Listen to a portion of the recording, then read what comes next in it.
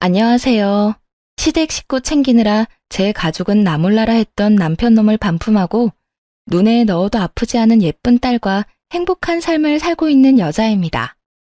자식까지 있는 상황에서 이혼을 결심하는 데까진 꽤나 긴 시간이 필요했는데요. 오랜 시간 긴 고민 끝에 결정한 이혼은 인생에서 가장 잘한 결정인 것 같아요. 물론 긴 시간 고민한 만큼 겁도 많이 나고 힘들기도 많이 힘들었지만요. 결혼 생활을 돌이켜보면 참 힘든 시간들이었거든요. 양가 집안은 저희를 도와줄 여유 따윈 없었고 그야말로 사랑 하나 가지고 한 결혼이었어요. 그나마 믿을 거라곤 젊음과 남편의 직장뿐이었는데 딸이 3살이 되던 해 남편의 회사가 어려워지며 남편은 결국 권고사직까지 당하게 되었죠. 참 막막했어요. 점점 돈 들어갈 곳은 많아지는데 제 취업은 여의찮았고 아무리 꿈을 꾸고 희망을 가져봐도 까마득한 앞날만이 기다리고 있는 기분이었거든요. 여보, 우리 장사해보는 건 어때? 장사? 갑자기 장사는 무슨? 애도 아직 어린데 장사를 같이 어떻게 해? 그냥 내가 빨리 회사 알아볼게. 요즘 취업이 하늘의 별 따기래. 그러지 말고 우리 조그마한 방 하나 딸린 상가 구해서 거기서 지내면서 식당이라도 하자. 내가 다른 건 몰라도 음식 하나는 잘하잖아. 이중으로 월세 나갈 일도 없고 애도 같이 보면서 할 수 있으니까. 지금보단 더 좋을 것 같은데 어떻게 생각해? 그런가? 듣고 보니 그것도 괜찮은 것 같네. 나 퇴직금 받은 것도 있고 이 집 보증금 빼고 대출 조금만 받으면 어떻게 가게는 얻을 수 있을 것 같긴 하다. 그런데 진짜 힘들 거야. 당신 괜찮겠어? 괜찮고 안 괜찮고가 어디 있어. 젊을 때 고생은 사서도 한다는데. 우리 힘들어도 열심히 살아보자. 우리 딸 먹고 싶은 거 하고 싶은 거 돈 걱정하지 말고 다 해줄 수 있게. 그렇게 식당을 차렸고 생각보다 더 힘든 날들의 연속이었어요. 기껏 마련한 재료를 다 버리는 날도 수두룩했고 진상 손님이 오는 날이면 때려치고 싶은 생각도 굴뚝 같았죠. 그런 날들이 쌓이고 쌓여 경험이 되고 점차 단골 손님이 생겨난다 싶더니 입소문이 나더라고요. 그렇게 6년, 앞만 보고 달려왔더니 어느새 대박난 식당이 되었네요.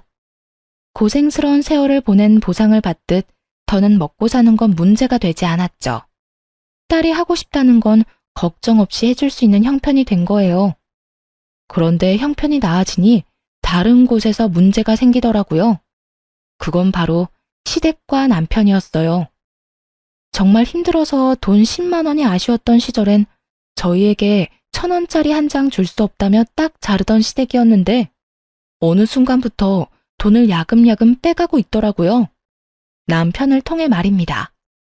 여보, 당신 집에 무슨 용돈을 이렇게나 많이 드리는 거야. 이건 너무 과하잖아.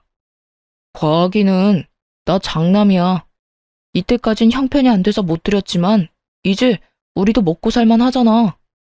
그런 걸로 치면 나도 장녀야. 그런데 난 이 정도로 많이 드리진 않는다고.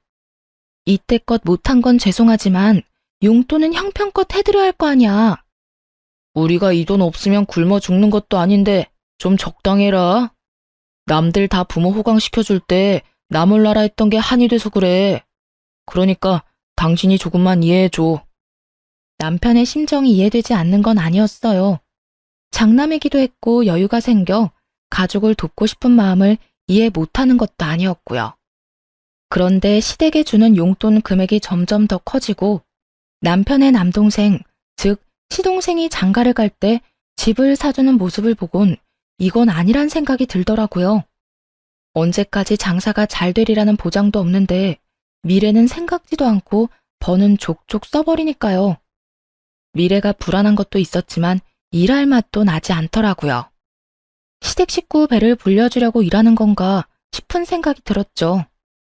여보, 이번에 서방님 집 해준 거 우리도 무리였던 건 당신도 잘 알고 있지? 무리는 무슨, 그까짓 돈 또 벌면 되잖아. 그까짓 돈? 우리가 벌고 싶다고 하면 언제까지나 잘 벌 수 있대? 도대체 뭘 믿고 돈을 그렇게 쓰는 거야? 우리 딸 아직 어려. 대학도 가야 하고 시집도 보내야 하는데 이렇게 버는 대로 다 줘버리면 어쩌자는 거야? 아, 진짜 말 맞네. 그러면 하나뿐인 동생이 장가를 간다는데 우리처럼 월세살이 시켜?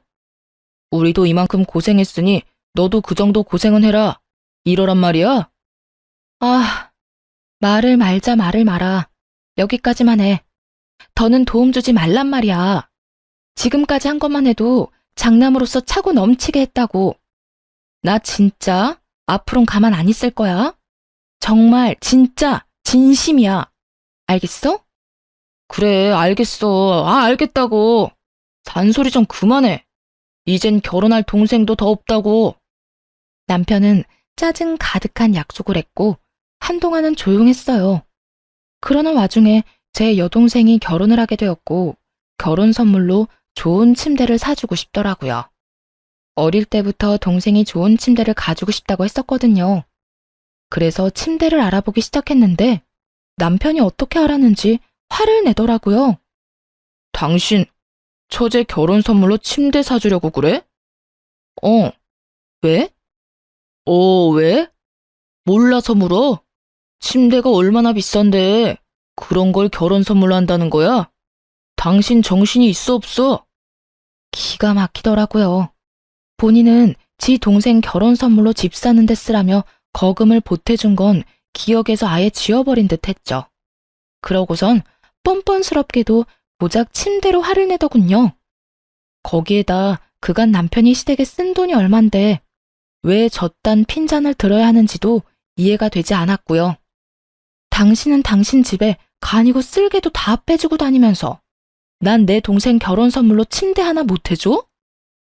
아니, 아무리 그래도 침대는 아니지. 그냥 이불이나 좋은 거 사줘. 그러면 되지. 당신이 그렇게 좋은 거 막 해주면 처제도 부담스러워한다고. 말 같지도 않은 소리를 잘도 해대더라고요. 그래서 어떻게 했냐고요? 뭘 어떻게 했겠어요. 대꾸할 가치도 없는 말은 사뿐히 무시하고 가격대가 있는 침대를 선물했죠. 동생이 참 기뻐하더라고요. 그간 식당 일이 바쁠 때마다 와서 동생은 돈 한 푼 받지 않고 돕기도 했고 언니로서 뭐 하나 제대로 해준 것이 없어 마음이 불편했거든요. 동생이 그다지도 기뻐하는 모습을 보니 뿌듯한 기분이었어요. 동생에게 침대를 선물한 사실은 당연히 남편의 귀에도 들어갔고 또 당연하다시피 시댁에서도 알게 됐더라고요. 너 그게 사실이니? 네 동생 결혼하는데 비싼 침대 선물했다는 거. 네, 사실인데 무슨 문제라도 있나요? 무슨 문제? 그걸 몰라서 물어?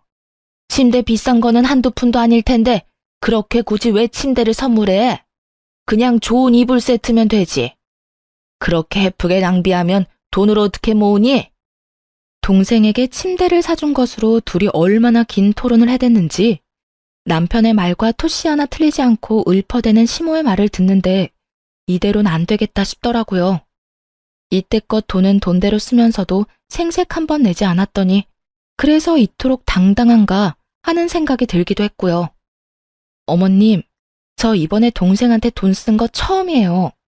아범은 사방님 결혼할 때 집 사는데 보태라며 큰돈 턱턱 내놨잖아요. 그것뿐인가요? 시댁에 돈 필요할 때마다 아범한테 받아간 거 다 알고 있어요. 재작년에 이사도 아범이 시켜줬고요. 제가 제 동생한테 고작 침대 하나 사준 게 그리도 싫으시면 환불할게요. 대신 이때껏 아범한테 받아간 거 다 돌려주세요.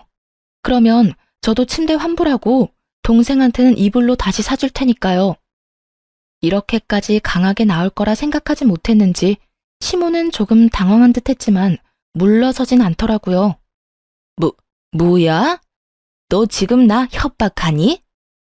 협박이라뇨? 정당한 요구인데요. 돈은 아범이나 저나 같은 시간 같은 고생해서 버는데 쓰는 건 아범이랑 시댁에서 다 쓰잖아요. 저희가 돈 못 모은 건 다 시댁 때문이라고요. 시댁이랑 친정이랑 똑같니? 어디 비교할 게 없어서 시댁이랑 친정을 비교하는 거야? 우리 아들이야. 장가가도 우리 집사람이지만 네 동생은 시집 가면 그만인데 돈을 왜 써? 요즘 세상이 어떤 세상인데 그런 말씀을 하세요? 하여튼 전 동생한테 침대 정도는 꼭 해줄 생각이니까 정 제가 친정에 뭘 하는 게 싫으면 아까 말했다시피 이때껏 아범한테 받은 거 다 돌려주세요. 그러면 침대도 환불하고 친정에 돈도 안 쓸게요. 너 진짜 이딴 식으로 나올 거야? 네, 저 이제 이딴 식으로 굴려고요. 그러니까 더는 제가 번 돈으로 뭘 하든 상관하지 마세요. 앞으로 저 몰래 아범한테 큰돈 받아내는 것도 그만하시고요. 시모는 아무 말도 연락도 없더라고요. 남편 역시 시모를 통해 전해 들은 것인지 한동안은 제 비위를 잘 맞추려고 노력하는 게 눈에 보였어요. 여전히 시댁으로 용돈은 주고 있었지만 더는 큰돈이 가는 일은 없더라고요. 그렇게 한동안은 조용했는데 동서가 출산을 하며 다시 일이 터졌네요. 동서는 원래도 엄살이 심하고 장깨가 많은 사람인지라 명절 때면 제가 고생이 이만저만이 아니었거든요. 명절만 되면 여기도 아프고 저기도 아프기 일쑤였죠. 어떤 날엔 여자만 걸리는 마법데이를 내세워 일을 미루기도 했고요. 그런 동서에게 출산은 좋은 핑곗거리였겠죠. 시댁에서 마주칠 때면 남편을 붙잡고 힘들다고 징징대기 바쁘더라고요. 아주버님, 저 요즘 잠도 못 자고 너무 힘들어요. 그이도 회사 일로 바빠서 아무것도 못 도와주고 독박 육아하려니 너무 힘들고 우울해요. 어쩐지 재수씨 안색이 창백하다 싶었는데 힘들어서 그런 거였어요? 네. 아기가 내려놓기만 하면 우니까 화장실도 제대로 못 간다니까요.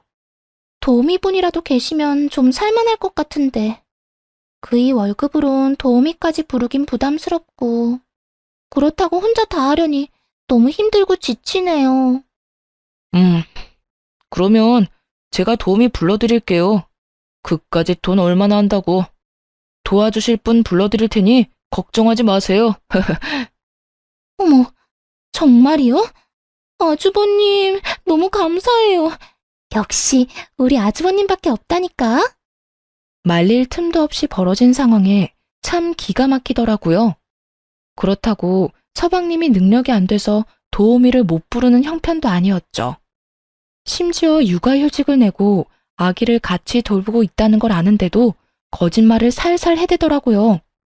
더 열받았던 건 전 육아를 하다 손목이 움직이지 않는 상황에도 돈이 아까워 사람도 부르지 못하고 혼자 육아를 했었거든요.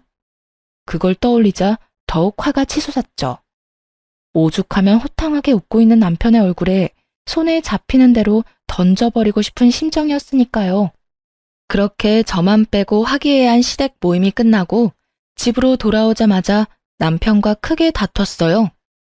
여보, 진짜 미쳤어? 도우미 부르는 돈이 한두 푼인 줄 알아? 하루만 불러주는 것도 아니고 적어도 일주일에서 2주일은 불러야 할 텐데 나하고 상의 한마디 없이 그렇게 말하면 어떻게 해? 아, 진짜 적당히 좀 해라. 같은 여자로서 재수씨가 불쌍하지도 않아?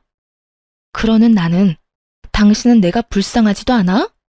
나도 온몸에 파스로 도배를 했어. 일하느라 안 아픈 데가 없다고. 이런 나는 본 척도 안 하면서 재수씨가 힘든 꼴은 그렇게 보기가 힘들디? 그래서 나한테 상의도 안 하고 그런 큰 결정을 덜컥 한 거냐고. 가게 일은 당신 혼자 다 해? 나도 해. 가게에서 나온 수익금 중엔 내 몫도 있다고. 내 돈으로 내가 가족을 위해서 좀 쓰겠다는데 이렇게까지 사람을 몰아세워야 속이 편해? 이렇게까지 몰아세우게 만든 사람이 누군데? 어떻게 당신은 당신 집 일이라면 앞뒤 없이 지갑이 바로 열려? 그리고 뭐? 당신 돈? 정확히 해야지. 그건 당신 돈이 아니라 우리 돈이야, 우리 돈. 아, 진짜.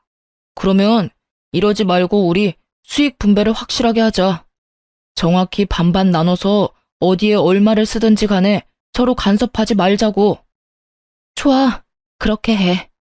나도 버는 사람 따로 쓰는 사람 따로 있는 이 생활 불만 많았다고. 당신 집에 온 재산 다 털리고 후회나 하지 마. 지금이야 돈 있으니까 당신한테 최고라고 해주고 당신 치켜 세워주지. 당신한테 돈 떨어지는 순간 다 끝이야. 당신 식구들이 당신 도와주기나 할 것 같아? 우리 가족이 돈만 밝히는 당신 같은 줄 알아? 그리고 내가 왜 돈이 떨어져? 지금처럼 장사만 열심히 하면 돈 떨어질 일이 뭐가 있다고. 군말하지 말고 이제부터 딱 절반으로 나눠. 알겠어?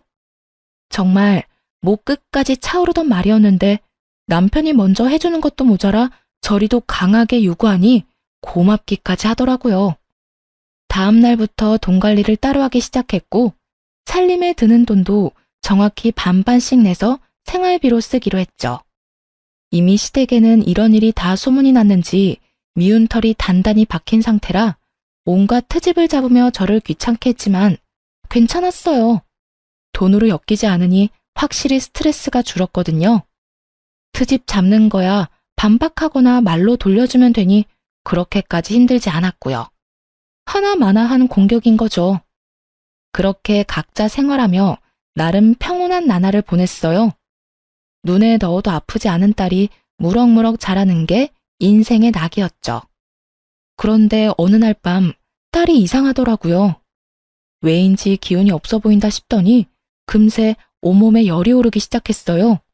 해열제를 먹여봤지만 열이 떨어지는 건 잠시뿐이었고 더는 지체하면 안 될 것 같은 상황이었어요. 긴박한 순간이 되자 그래도 아이의 아빠인 남편밖에 생각나는 사람이 없더군요. 그래서 늦은 시간까지 들어오지 않고 있던 남편에게 전화를 걸었어요. 왜? 여보, 어떻게 해? 내가 열이 펄펄 끓어. 약을 먹여. 집에 약 있잖아. 먹였는데도 열이 안 떨어져. 어딘데? 병원에 가게 빨리 좀 와. 나 지금 못 가. 승철이랑 재수씨랑 오랜만에 데이트 좀 하라고 방금 내보냈단 말이야. 내가 지금 가면 애는 누가 봐? 다른 사람도 아닌 딸이 아프다는데 조카를 봐야 하니 못 온다고 태연하게 말하는 남편의 말을 듣는데 기가 막혀 말이 안 나오더라고요. 그렇게 말문이 막혀 아무 말도 하지 않고 있는데 그 뒤로 이어진 남편의 말은 더욱더 가관이었습니다. 그리고 애가 아프면 119를 불러야지 왜 나한테 전화를 해? 심각한 거면 119 불러서 병원에 가고 좀 참을 만하다고 생각되면 택시 불러서 응급실을 가. 그러면 되잖아. 하여튼 난 바쁘니까 알아서 좀 해. 지금 그걸 말이라고 해? 애가 아파서 애 아빠한테 전화한 게 잘못이야? 아니, 당신 애가 아프다는데 이것보다 더 중요한 일이 세상에 어디 있어? 당신 진짜 애 아빠가 맞긴 해? 내가 틀린 말 했어?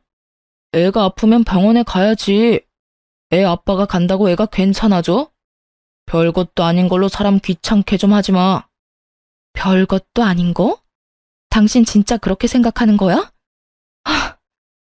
됐어. 또 시댁 일에 눈 뒤집혀서 정작 지 가족은 눈에도 안 보이는 거겠지. 또 무슨 말을 그렇게 해. 당신도 잘 알 거 아니야. 육아한다고 두 사람 제대로 된 데이트도 못하는 거. 오랜만에 데이트 좀 하라고 내보냈는데 이제 와서 내 애 아프다고 들어오라는 말을 어떻게 해? 하여튼 난 바쁘니까 알아서 해. 딸이 아프다는데 동생네가 데이트를 해야 하니 조카를 봐줘야 해서 정작 지 애한테는 못 온다는 남편. 너무 황당한 말을 들으니 순간적으로 머리가 멍해지더라고요. 이놈이 정말 미쳤나 싶어서 말이죠. 남편은 바쁘다며 전화를 끊어버렸고 결국 전 119를 불러 딸을 데리고 병원으로 갔어요. 다행히 고열은 잡혔지만 화는 서서히 끓어오르기 시작하더군요. 이딴 인간도 남편이라고 계속 믿고 사는 것이 맞는가 하는 생각이 들기도 했고 시간이 지나도 남편이 변할 거란 생각은 들지 않았어요. 이혼한다면 아빠 없이 자랄 딸이 마음에 걸리긴 했지만 이런 아빠라면 굳이 필요하지도 않을 듯 했고요. 무엇보다 딸에게 도움은커녕 상처만 될 것 같기도 했죠. 그렇게 이혼 쪽으로 마음이 기울어진 상태에서 집으로 돌아갔고 집에는 조카를 보느라 많이 지친 남편이 침대에 누워있더라고요. 그 꼴을 보기 싫어 눈을 감고 싶었는데 다음 순간 나온 남편의 말은 정말 온 정이 떨어졌네요. 왔어? 뭐래? 괜찮다지? 적당히 웃음이 섞인 질문. 정이 떨어지는 것은 물론이고 겨우 가라앉힌 화가 다시 확 오르더라고요. 지금 웃음이 나와? 당신이 그러고도 아빠야? 애 걱정은 전혀 안 해? 걱정하면 뭐가 달라져? 그리고 괜찮으니까 집에도 온 거 아니야. 피곤하면 잠을 자. 괜히 나한테 짜증내지 말고 말이야. 내가 지금 피곤해서 당신한테 짜증내는 줄 알아? 당신이 하는 행동이 화가 나서 이러는 거야. 애가 아프다는데 한다는 말이 119를 부르라고? 누군 119 부를 줄 몰라서 당신한테 연락한 줄 아냐고. 그래도 당신이 우리 딸 아빠니까 연락한 거였지. 나도 무섭고 걱정되니까 그런 순간에 당신하고 함께 있고 싶어서 그래서 연락한 거였다고. 그만 좀 해라. 애만 멀쩡하면 된 거지. 별것도 아닌 걸로 성질 좀 내지 마. 우리 딸한텐 당신이 있었고 그때 조카한테 나뿐이었으니까 어쩔 수 없는 상황이었잖아. 가족끼리 서로 돕고 살면 좋은 거지. 언제까지 그렇게 따지고 둘 거야? 입에 발린 말이라도 미안하다. 나도 어쩔 수 없는 상황이었다. 다음부턴 우리 가족을 우선으로 하겠다 등의 말이 나올 줄 알았어요. 조금이라도 미안해하는 기색이었다면 그토록 화가 나진 않았을 텐데요. 남편은 도리어 큰 소리를 내며 저를 예민하고 트집이나 잡는 사람으로 몰아가더군요. 그 순간 분명해졌네요. 이 남자에게 가족은 나와 딸이 아니라 시댁 식구들 뿐이라는 사실을요. 그런 생각이 들고 나자 이혼해야겠다는 확신이 더 분명해졌고 결단을 내렸죠. 일단 저와 딸의 공간에서 남편 놈을 내쫓기로 했어요. 당신은 당신 가족만 챙기니까 문제라는 거야. 결혼하고 당신이 최우선으로 챙겨야 할 가족은 나랑 우리 딸이라고. 시댁이 아니라 우리가 1순위가 되어야지 왜 늘 다른 사람이 1순위야? 난 우리를 2순위로 여기는 가장은 필요 없으니까 계속 그런 식으로 다른 사람부터 챙기려거든. 거기 가서 살아. 여기서 이러고 있지 말고. 뭐? 지금 나보고 나가라는 거야? 나가라면 누가 겁낼 줄 아나? 나도 마주치면 싸우기만 하는 이 집구석 들어오기 싫었다고. 제발 들어와 달라고 연락이나 하지 마. 걱정하지 마. 하늘이 두 쪽이 나도 당신 같은 인간한테 연락하는 일은 없을 테니까. 화를 내더니 그 길로 남편은 집을 나가버렸고 바로 이혼 준비를 하기 시작했죠. 이혼을 준비하며 알아보니 생각보다도 더 많은 돈이 시댁으로 흘러들어갔더라고요. 결혼한 지 2년밖에 되지 않은 동서에게 들어간 돈도 꽤 많았고요. 당연하다면 당연하게도 차용증 한 장 없이 말입니다. 돈 관리를 따로 하기 시작한 시점부턴 거의 돈을 물 쓰듯 썼더군요. 힘들었던 시절은 생각지도 않고 피땀 흘려 번 돈으로 시댁 식구들만 챙기는 남편의 행동은 이혼 사유로 충분했죠. 물론 이혼을 결심하며 딸이 걱정스러운 건 있었어요. 그런데 딸아이 역시 남편에게 실망을 많이 했더라고요. 엄마, 그냥 아빠랑 이혼해. 아빠한텐 우리가 항상 2등이잖아. 난 이제 그런 아빠 필요 없어. 어? 우리 딸 아빠한테 화 많이 났구나? 화가 난 게 아니라 아무 감정도 없는 거야. 아빠랑 뭘 해본 기억도 없고 웃으면서 이야기 나눈 기억도 거의 없어. 그런 아빠한테 무슨 화가 나겠어? 그러니까 엄마도 내 걱정하지 말고 이혼하고 싶으면 그냥 이혼해도 된다고 말해주고 싶었어. 우리 반에도 이혼한 애들 꽤 있으니까 이상한 걱정하지 말고. 혹시나 이혼이라는 선택이 딸에겐 상처만 되는 이기적인 선택이진 않을까 고민했었는데 딸에게서 이런 말을 들으니 옳은 선택이었다 싶었어요. 어린 딸에게 이런 말까지 나오게 한 남편에게 정말 분노하기도 했고요. 이혼은 순탄하지 않았어요. 남편이 이혼을 거부한 것은 아니었지만 위자료를 주지 않으려 갖은 애를 썼거든요. 시댁엔 큰 돈을 아무렇지 않게 턱턱 내놓더니 저에겐 한 푼이라도 아껴보려 하는 모습을 보며 이혼을 결심하길 잘했다는 생각을 다시금 했네요. 양육권은 두말할 것 없이 제가 가져오게 되었고 위자료 역시 생각보다 더 큰 금액을 받게 되었어요. 집은 제 명의였고 가게는 남편 명의였기에 이혼을 하자마자 용달차를 불러 남편의 짐을 동선의 집으로 보내버렸어요. 짐을 받은 동선은 전화를 해서는 개거품을 물기 시작하더라고요. 형님 진짜 미쳤어요? 이 짐을 왜 저한테다 보내세요? 왜? 내 전남편이 매일같이 그 집에 가 있길래 거기가 내 전남편 집인 줄 알았는데? 그걸 지금 말이라고 해요? 얼른 다시 가지고 가세요.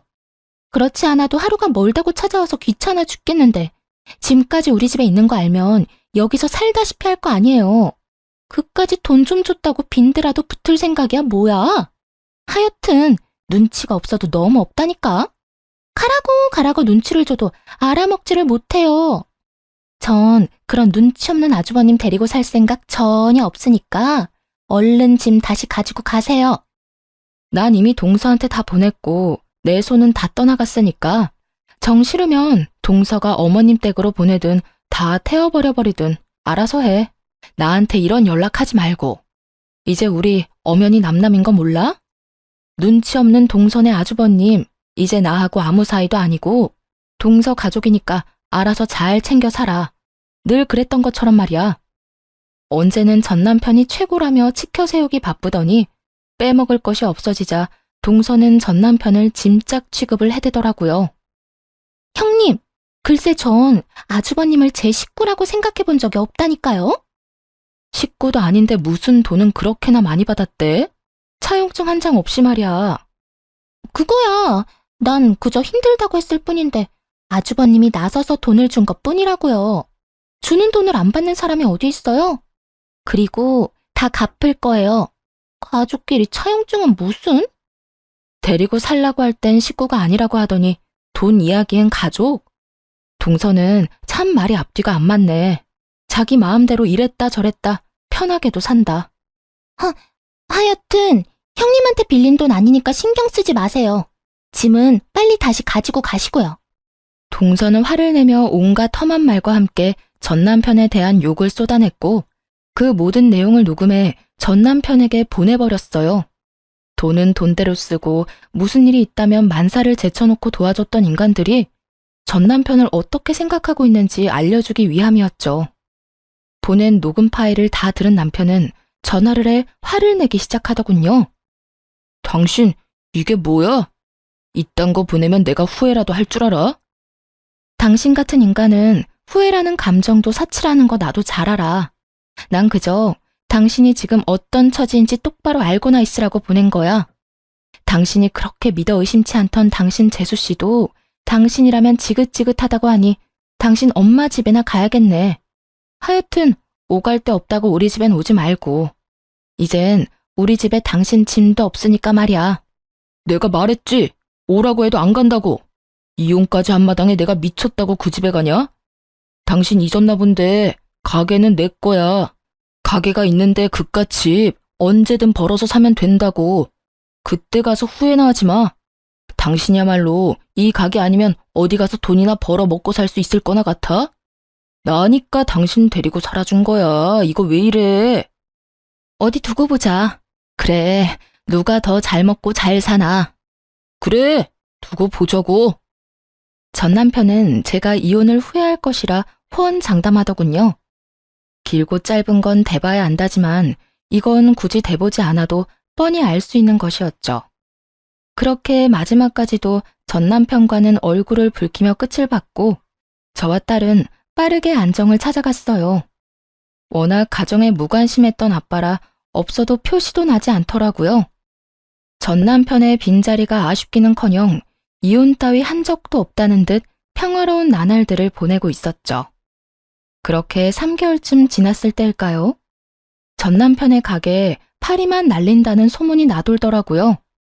제가 빠진 가게가 평탄하지 않을 거라는 예상은 했지만 그 시점이 너무 빨라 조금은 놀랍더라고요. 도대체 어떻게 된 것인지 궁금해지던 찰나 전 남편에게 연락이 왔어요. 여보, 나 요즘 너무 힘들다. 우리가 힘들게 일군 가게 문 닫기 직전이야. 그래, 망해간다는 소문이 여기까지 들리더라. 말아먹을 건 알고 있었지만 3개월은 너무 빠르지 않아?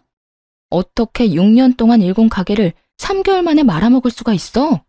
그게 우리 이혼하고 난 뒤에 일손이 부족해서 우리 가족한테 일 좀 도와달라고 부탁했었거든. 그런데 아무도 안 도와주는 거야.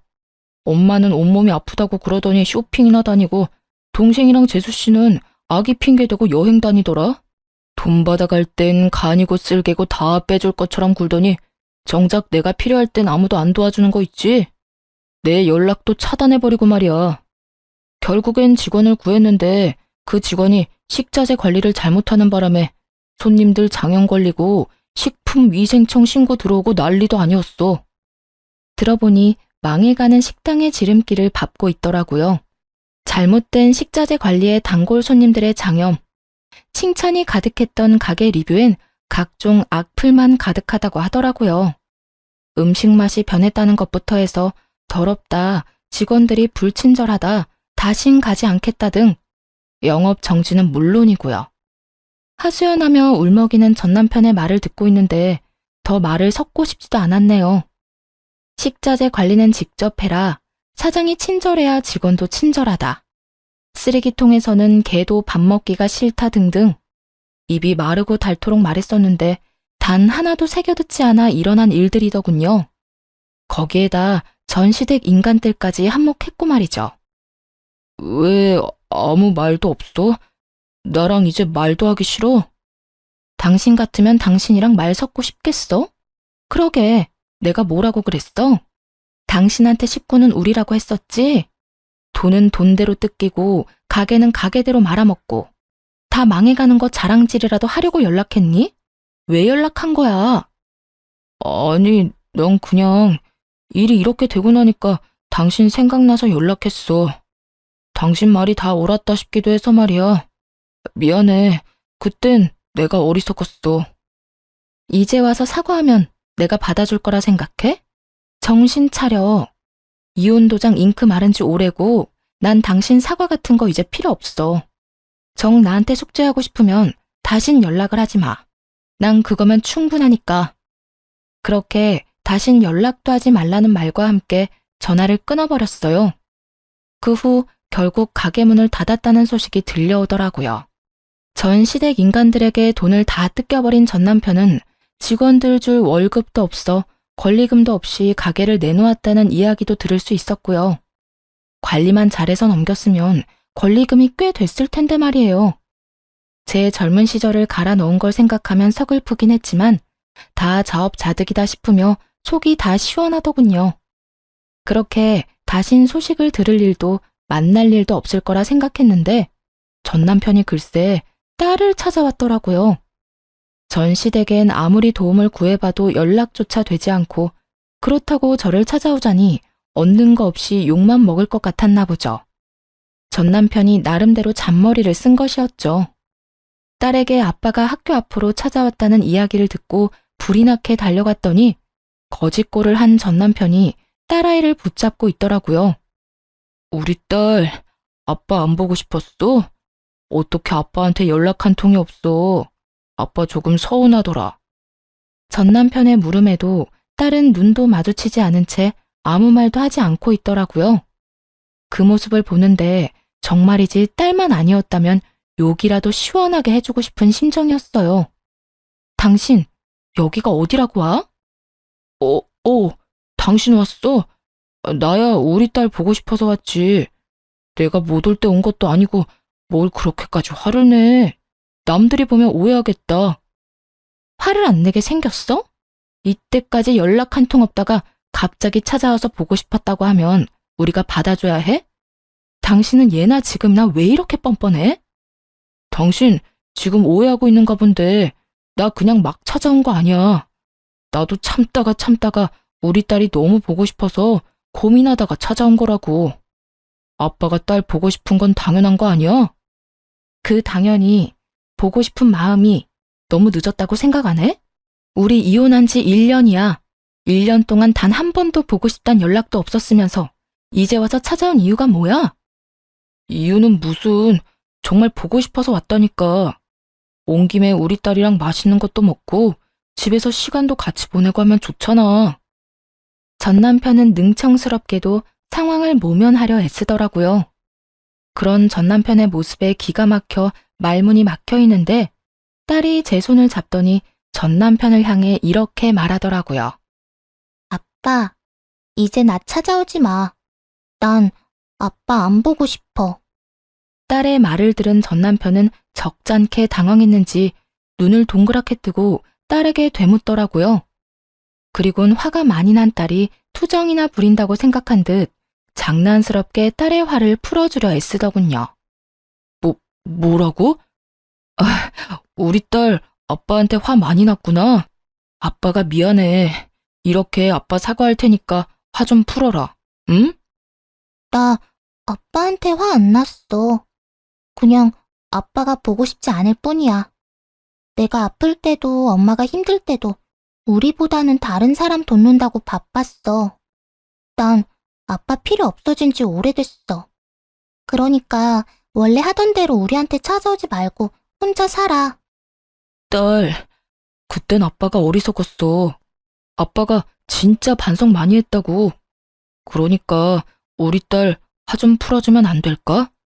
이제부터 아빠가 우리 딸한테 정말로 잘할게. 우리 딸이 필요하다고 하면 그게 어디든 언제든 상관없이 만사를 제쳐두고 달려올게. 응? 필요 없으니까 아빠는 아빠가 사랑하는 가족들이랑 잘 살아. 난 엄마만 있으면 되니까. 딸의 말을 들은 전 남편은 눈물을 줄줄 흘리더라고요. 단호해도 너무나도 단호한 딸의 태도에 아무 말도 못한 채 말이죠. 사실 딸의 말을 들으며 조금은 당황스럽기도 마음이 아프기도 했어요. 전 남편이 불쌍해서 마음이 아픈 것이 아닌 아빠를 저리도 미워하게 된 딸의 심정이 어땠을까 하고 생각하니 마음이 찢어지게 아프더라고요. 그리고 딸이 전 남편을 미워하는 건 알고 있긴 했지만 저토록 미워하는 줄은 몰랐기에 전 남편 못지않게 당황스럽기도 하더라고요. 전 남편은 눈물만 뚝뚝 흘리고 있었고 딸은 그런 아빠의 모습이 더는 보기 싫다는 듯 손을 잡아 끌더군요. 그게 전 남편을 마지막으로 만난 날이었어요. 딸에게 그런 말까지 들은 전 남편은 더는 찾아오지 않았으니까요. 이젠 정말 끝이라고 생각했습니다.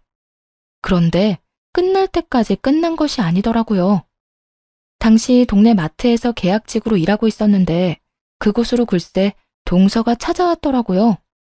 도대체 어떻게 알고 찾아온 것인지 알 수는 없지만 찾아와 다짜고짜 한다는 말이 정말 가관이었어요. 형님, 이렇게 숨어 있으면 내가 모를 줄 알았어요? 숨긴 누가 숨었다고 그래. 난 그저 내 할 일 하면서 열심히 살고 있는 거야. 갑자기 찾아와서 뭐 하는 짓이야, 지금? 뭐 하는 짓? 몰라서 물어요? 당장 형님 남편 데리고 가요. 내가 아주버님 때문에 살 수가 없다고요. 하루가 멀다고 찾아와서 돈 내놓으라고 빚독촉을 해대는데 정말 살 수가 없다고요. 정말 살 수가 없는 사람이 누군데 이딴 말을 하는 것인지 이해가 되지 않았어요. 동서는 마치 제가 이혼했다는 사실을 모르는 사람처럼 몰아세우기 시작했고 그런 뻔뻔한 태도에 화가 점점 치솟기 시작했죠. 살 수가 없으면 돈을 갚아. 그러면 되겠네. 그리고 나랑 그 인간 이혼한 지가 언젠데 날 찾아와서 이 난리야? 여기서 난동 그만 부리고 동서 아주버님하고나 잘 이야기해봐. 말이 통했으면 여기까지 찾아왔겠어요? 내가 정말 살 수가 없다고요. 이미 동네에 소문까지 나서 이사해야 할 판국이라고요. 그래? 이사하려면 집 팔아야 하잖아. 집 판 김에 돈 갚으면 되겠네. 기억하지? 그 집 살 때 그 인간이 큰 돈 보탠 거. 도움받은 금액이 꽤 큰데 입 싹 닫지 말고 얼마라도 좀 갚아. 사람이 그 정도 양심은 지키면서 살자. 어? 형님, 정말 이러실 거예요? 동서는 본격적으로 언성을 높이며 행패를 부리기 시작하더라고요. 여기 귀 먹은 사람 없어. 소리 못 낮춰? 남의 직장까지 찾아와서 이게 도대체 뭐 하는 짓거리야? 그러니까 이 꼴 저 꼴 보기 싫으면 아주버님 데리고 가면 되잖아요. 저라고 좋아서 이러는 줄 알아요? 저도 바쁜 사람이라고요. 동서는 전 남편을 데리고 가라며 말 그대로 난동을 부리기 시작했어요. 말 자체가 통하지 않았고 어떻게 해야 할지 몰라 당황하고 있던 그 순간 마트 사장님이 다가와 제 앞을 막고 섰어요. 저기요, 여기서 이러시면 안 됩니다. 당장 나가주세요. 갑작스러운 사장님의 등장에 동서는 몸까지 바르르 떨며 사장님을 밀치며 화를 내기 시작하더군요. 이 아저씨는 또 뭐야? 난 아저씨랑 할 이야기 없거든요. 당장 비켜요. 비키라고. 자꾸 이런 식으로 굴면 경찰에 신고할 수밖에 없어요. CCTV도 있고 이 정도면 영업 방해로 신고하기에 충분하거든요. 경찰서까지 끌려가기 싫으면 당장 나가세요. 사장님은 휴대전화를 꺼내들며 동서에게 엄포를 놓았고 동서는 그제야 허겁지겁 도망을 가더라고요. 한바탕 소란이 지나가고 난 후 정신이 되돌아오니 도저히 당하고만 있을 수는 없다는 생각이 들더라고요. 돈을 받았을 때는 언제고 이제 와서 돈 내놓기 싫은 그 심부도 심부였지만 이미 다 끝난 저를 찾아와 난동을 부리는데 도저히 용서할 수가 없었어요. 당시 동서는 회사를 이직한 상태였는데 전 남편에게 숨기고 있다는 사실을 전 알고 있었어요. 눈에는 눈, 이에는 이라고 전 남편에게 연락해 동서가 이직한 회사를 알려주었죠. 입사하는 것이 하늘의 별 따기라던 대기업에 다니고 있다는 사실을요. 전 남편이 회사로 찾아가 돈을 내놓으라고 제대로 난동을 쳤는지 신고를 받고 출동한 경찰에게 잡혀 유치장 신세를 지게 되었다 하더군요. 가족 타령하며 좋다고 붙어먹을 때는 언제고 돈 때문에 서로를 못 잡아먹어 안달이 난 꼴이 참 보기 좋다 생각했네요. 전 남편이 유치장 신세를 지고 있다는 이야기를 듣고 난 후 동서에게서 연락이 왔더라고요. 사람 하나 살리는 셈치고 좀 도와달라고요. 형님, 저 좀 살려주세요. 제발요. 다짜고짜 이게 무슨 소리야? 사실은 저요, 돈이 없어요. 아주버님 돈을 갚고 싶어도 돈이 없다고요. 말이 되는 소리를 좀 해. 대기업 월급이 얼만데 돈이 없다고 하면 누가 믿어? 그게요, 다 썼어요. 이것저것 좀 사느라. 들어보니 평소에도 사치가 심하던 동서는 전 남편에게 빌린 돈은 물론 월급까지도 물 쓰듯 쓰고 다녔더라고요. 전 남편이 저와 이혼할 것도 가게가 저리 망해버릴 것도 예상하지 못한 채 말이죠. 거기다 전 남편이 찾아와 제대로 회사를 엎어준 덕에 회사까지 잘렸다며 하소연하기 시작하더군요. 거기다 아주버님 때문에 회사까지 잘렸다고요. 이제 정말 돈 나올 구멍이 없어요. 돈이 없으면 없는 거지. 왜 나한테 이 난리를 부리는 거야? 동서 남편 있잖아. 동서 남편한테 말해. 엄한 사람한테 하소연하지 말고. 저희 남편도 요즘 힘들어요. 그래서 말인데 형님이 돈 좀 빌려주시면 안 될까요? 차용증 쓰라고 하면 쓸게요. 저 좀 살려주세요. 제발요. 내 돈으로 내 전 남편 돈을 갚겠다. 이 뜻이네? 동서 진짜 양심도 없구나. 어떻게 나한테 그 돈을 빌려달라고 할 수가 있어? 저도 오죽 급했으면 이러겠어요? 아주버님 목소리만 들어도 이젠 지긋지긋한데 돈은 없고 형님은 이혼하면서 받은 위자료랑 집 있잖아요. 그러지 말고 돈 좀 빌려주세요. 돈을 빌리는 사람이 어찌나 당당한지 누가 들으면 맡겨놓은 돈이라도 있는 건 줄 알겠더라고요. 착각을 해도 아주 큰 착각을 하고 있는 동서에게 확실하게 현실을 깨우치게 해주었어요. 정신 차려. 그 돈이 있다고 해도 동서한테 빌려줄 일은 없어. 그러니까 다신 나한테 연락도 하지 말고 찾아오지도 마. 내가 동서 해주니까 우리가 아직도 가족인 것 같아? 그저 그쪽 저쪽이라 하기 못해서 불러주는 거니까 착각하지 마. 알겠어? 그리고 다시 나한테 피해주잖아? 동서도 내 전 남편이랑 나란히 유치장 신세 지게 해줄 테니까. 유치장은 가고 싶지 않았는지 더는 연락이 온다거나 찾아오는 일은 없더라고요. 그렇게 돈 나오던 방망이가 사라진 후 돈을 물 쓰듯이 쓰던 전 시댁 식구들은 빠르게 무너져 내렸어요. 동선에는 사업을 하다 제대로 망해버려 좁은 단칸방으로 이사를 갔다고 하고 전 시댁은 그런 동선애를 도와주다 함께 망해버렸다고 하고요. 능력도 없는 것들이 돈만 믿고 설치다 집안 하나 잘 말아먹었다 했네요. 그 후 전 시댁과의 소식이 완전히 끊겨버리고 잘 지내고 있습니다. 여전히 마트에서 일하며 딸과 함께 행복한 나날들을 보내고 있는 중이에요. 무엇보다 사장님이 저와 딸을 잘 챙겨주셔 몸도 마음도 편한 요즘이에요. 딸아이도 마트 사장님을 무척이나 좋아하는데요. 운동회를 앞둔 어느 날 딸이 이런 말을 하더라고요. 엄마, 마트 사장님, 나 운동회 할 때 엄마랑 같이 오면 안 돼? 엄마 혼자 오는 것보다 사장님도 같이 오면 나도 좋고 엄마도 좋을 것 같아. 사장님이랑? 그건 좀 힘들 수도 있을 것 같은데. 아무래도 사장님이 부담스러울 수도 있을 것 같아. 아니야. 저번에 운동회 이야기하니까 꼭 오고 싶다고 했어. 그러니까 엄마가 한번 물어나 봐봐. 아마 꼭 오고 싶다고 할걸? 평소 사장님과 장단이 잘 맞아 친하게 지내던 터라 딸이 함께하고파 하는 마음을 이해하지 못하는 건 아니었지만 조금은 조심스럽더라고요.